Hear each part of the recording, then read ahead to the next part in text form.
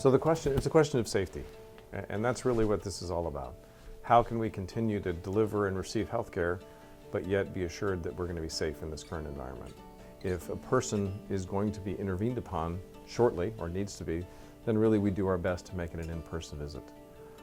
In certain circumstances, even then, we still have a televisit, and then I'll meet the person in the hospital preceding the surgical intervention.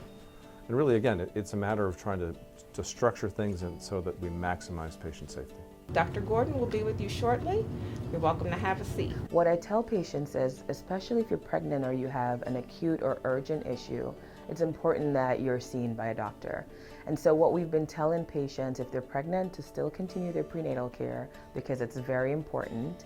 We have spaced the prenatal care visits to help keep patients safe by pretty much decreasing their risk and how often they need to come to the office. When they do come to the office, after questioning them, we also give them a mask. And so the patient's wearing a mask and all the team members are wearing masks as well.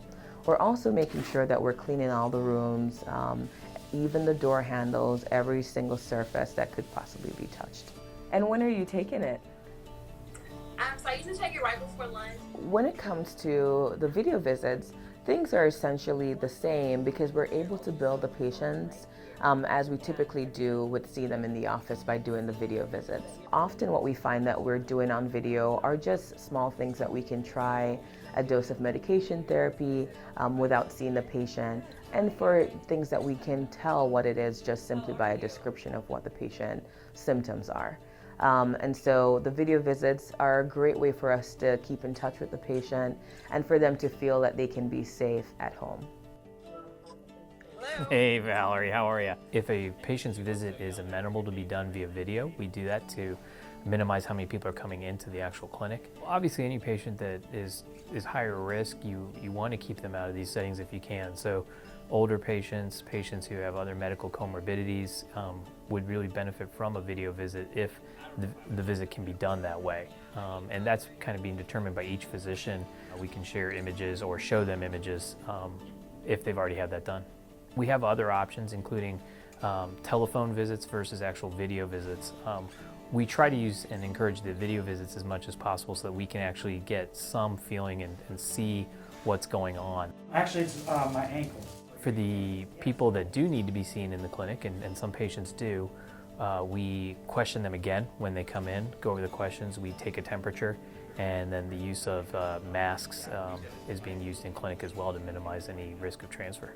All of our orthopedic offices have x-ray on site, and then that's still available and immediately available for interpretation by the physician. These two worlds have existed side by side for 6-8 weeks now, and we have learned to navigate safely and continue to take care of folks in the non-COVID health arena. They actually really like it. Patients are really enjoying the video visits.